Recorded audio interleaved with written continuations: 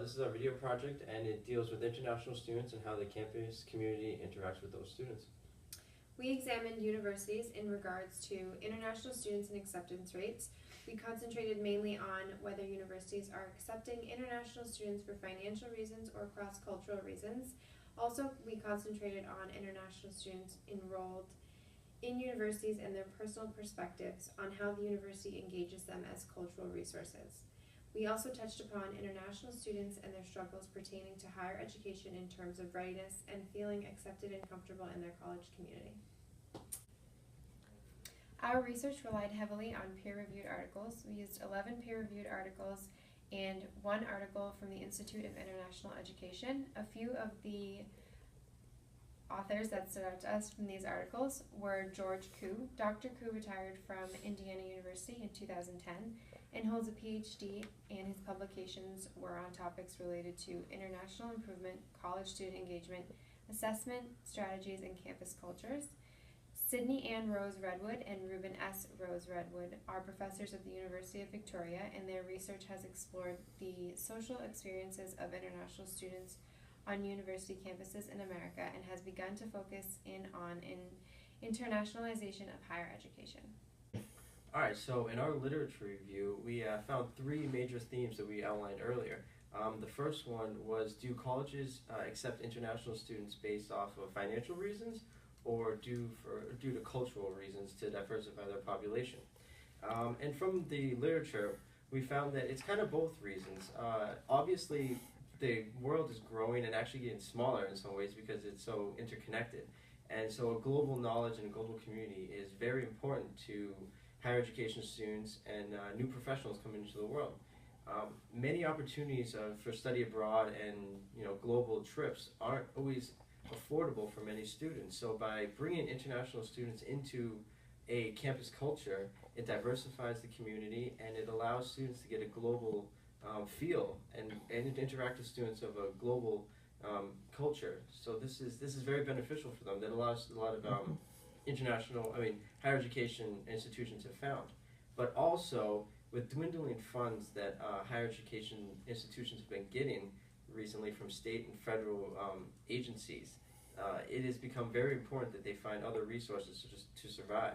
Most schools are tuition driven, and a lot of their revenue to stay afloat comes from tuition. And financial students aren't offered the financial aid that most American students are offered. This makes them very necessary for some colleges and universities to bring in. One of the statistics that was found in the literature was that 4% of the student population is actually made up of international students, but they provide almost $13 billion to higher education. This is a very large amount of money for a very small population of students, which is why one of the literature has found that international students are brought in all for cultural reasons and to diversify the community, but also for financial reasons to keep institutions afloat. The next theme that we came across was engagement of international students on campus. And what we found through there was it is very important that international students are engaged throughout their academic career, but especially in the first year. And the reasons for that is that a student that is engaged by their advisors and different faculty members is much more successful academically and socially from what the literature was found in the literature. This has been found through most of the literature, and also when they are engaged, they must be engaged in a meaningful manner, because if their international students are just put into a college campus and not engaged properly, they will not interact with other domestic American students. They will mostly interact with like peers. This is a natural thing for many international students to do. It's called self-segregation, actually. Much of the literature spoke of it. And that is what higher education institutions must not get into. They must bring international students in, but they must also meaningfully place them in situations where they will interact with students of their own kind and students of domestic American students, so they can have cross-cultural interactions. Some of this can be done by dorming placements, international student functions, first-year orientations where students are mixed together. But this cannot be it. It must be done throughout the entire college experience so that their social group expands. International students with a very strong social group it was found to be much more productive academically and socially than the international students that did not integrate into the community. And this is a very difficult thing for international students to do because they are new to this country, it's a foreign place, they don't speak the language great in a lot of situations. So by having support and engagement of institutions, this will further their interactions. Now, a lot of college campuses are gearing towards that and having greater effort towards that.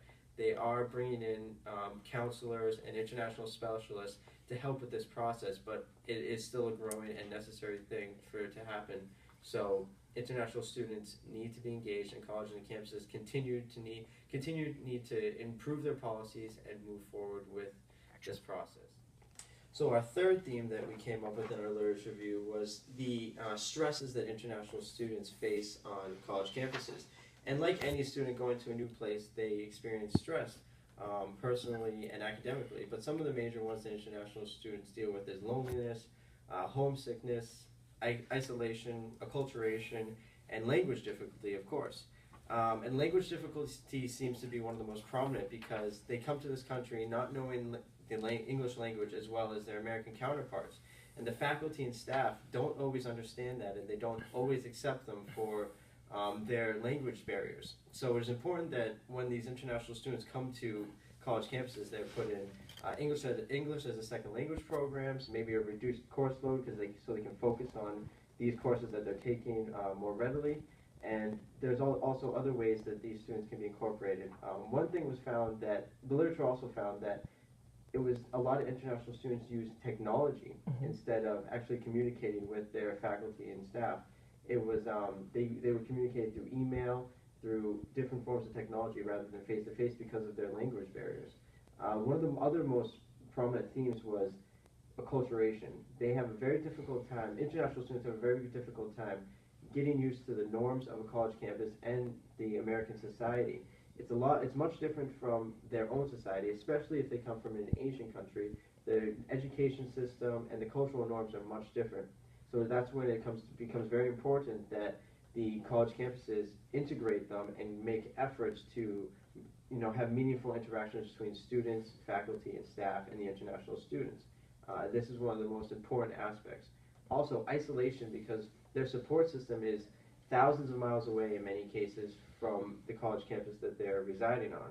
And so that is why a strong social network is important. This can be made up of like international peers, but it is also important to have American domestic students just to have a wide variety and they feel more accepted in their actual culture that they're studying in. For our interviews, we conducted 6 in total. 4 were with staff members, 2 were with students. The staff members ranged from assistant to associate to director level staff members, and they worked at various institutional types, small private, large public universities, as well as one Ivy League institution. The locations for those were 2 were inside of New England, 2 were outside of New England. The students both studied in New England, both were males, and both were business majors. The one studied at a small private, and the other transferred after 2 years from a large public down to another small private institution in New England. From the staff members that we interviewed, the questions were not limited to, but among these. Why do you want to get involved in international student services?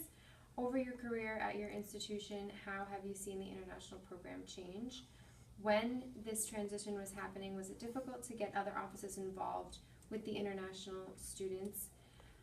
What type of professional development did you have to add to train these other offices to get involved with the international students?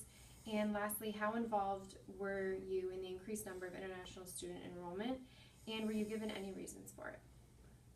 When our interviewees were asked what got them into this international student field, 3 out of the 4 responded that it was their study abroad experience and experiences with international students during their undergrad and graduate level experiences that really wanted them to work in international student services. And then another stated that they rose through the ranks to administrative positions and then applying up, and eventually applied and received the director position at the institute where she works.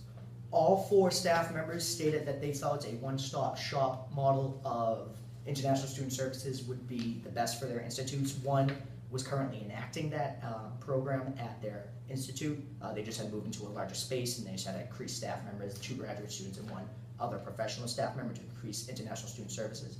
The other 3 stated that that would really help their processes and the student experience, as instead of having the students come into their office and then having to go to registration, advising see their class advisor, go to residence life, having a representative from all those offices in one stop, who was somebody that could help these international students right from the get-go, right there, was something that was really important, and that's something they would like to see at their institute. A person who I spoke to, who worked at a large state university, stated that while they had been mandated to help and become more involved within international student enrollment and to assist with those processes, is that the university is really making sure that the horse comes before the cart, and make sure that while they want to increase these number of international students on their campuses, that they want to make sure that they're going to be able to serve that population and all their increased needs better than they are at that current moment. So they're currently reviewing best practices and undergoing interviews to increase the office size and move to a better space that is more convenient for these international students. All 4 institutes stated that it was hard to keep international students on campus. They were having difficulty having them stay in residence halls, even if they had a mandated residency requirement of 1 or 2 years, that students would sometimes try to opt out of it or just rent an apartment off campus and then spend most of their time there at that campus. And so they're including more resources to keep these students on campus and to help them by getting on-campus jobs, and to get them more involved with the campus community, to really get that investment for their community. In one of the interviews, we asked if they had asked why they were being mandated to increase international student enrollment. Were they given a reason why? They were stated that they wanted to increase enrollment and to have a more diverse population. And when they asked if they were going to be receiving more assistance, collaboration with other offices, or being able to hire more staff members to assist with the increased numbers, that was not in the plans. Interviewers stated that they felt that while it was not said explicitly, is that they were trying to increase, they get more full pays coming in. While that was never stated explicitly, they said that was kind of the feeling that they got. They said they could be wrong, but that feeling that they got is if they wanted to increase international students, they needed to increase the amount of professionals working with them, or give them a larger space, but they were not receiving that at that time. They said that it could keep coming down the road, but that's something that that they're still trying to figure out. The questions we asked students were, why did you choose to study in the United States? What did the process look like before getting to the United States? How did you go about choosing the institution, and what kind of information was given to you prior to your arrival and orientation? What was your experience as far as student life and living on campus, and did you feel connected to the campus community? What were the biggest challenges when adapting to the campus community and the United States? If there was anything you would change about the process from your perspective, what would it be? During the interview, both students claimed that they wanted to become business majors, which is why they came to America, because of family influence. Family helped influence their decision, stated that they needed to go to America to learn at an American university about business practices, and it's good to have a degree from America in regards to business to help with their goals. They both hired a company to help with logistics on coming to America, handling applications, working with, if they were renting off-campus apartments, to handle that at the application process. The person would serve as like an agent and handle all the documentation for coming to America, which helps the process. The student who went to spent 4 years at a small liberal arts, lived on campus for 3 out of the 4 years. During the time, they were really involved on campus. They credited that to the fact that they were on campus and didn't live with the other international students. The student said that he felt that was really important, and that if he had lived on campus with other people from his country or other international students, he would have felt that he probably wouldn't have come to campus, wouldn't have eaten in the caf, even though he stated he did not like the food. That he would not have been more involved. He became involved in RA orientation and student government because of the connections he made on campus, and that really helped helped with his community. The same student also said that when the Office of Student International Services became more of a one-stop shop, as in regards to allowing students to come in for, advising, registration, and kind of helped connect them all from one office instead of having to go to, different buildings and different offices. Having that one-stop shop really helped because he felt that he had developed relationships with the members of that office, which had allowed other student who went to the larger state university, lived off campus, did not feel connected to the college campus, lived by himself. He said he never really ate on campus, didn't become involved on campus. Would just go to class, and even sometimes would skip class because he didn't really feel connection, had issues studying because he had trouble acclimating. After 2 years, transferred to a small private because he wanted to feel connected. Still chose to live on campus the first year, but the second year did live on campus and really enjoyed the experience before getting his degree. Presentation on international students and their experiences. If anybody has any questions about our project, please ask the people who will be raising their hands at this moment. And that's all, folks.